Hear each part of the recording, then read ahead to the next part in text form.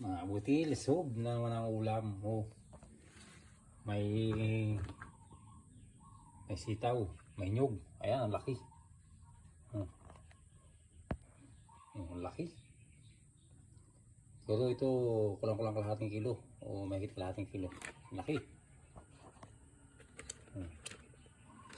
Ayan, oh. Oh, ayan. Ayan, nasipit. Oh, ayan. Oh, hala.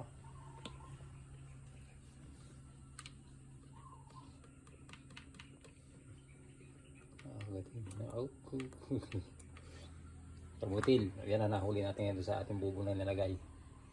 Nilagyan naman kasi natin yung pain at saka yung isda. Oh. Iyabo kung tawagin.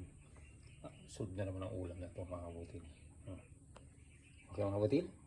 Basta sipag-sipag lang. Sipag-sipag lang. May may ulam.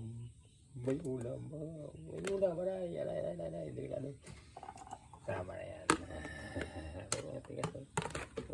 Dali. Nagat na. Parang nakabandila na. Okay mga butil. Basta sipag ka, lagi kang may ulam. Pag may ulam, nalimango, high blood ang abutin. Huwag naman araw-araw mga butil. So, thank you for watching.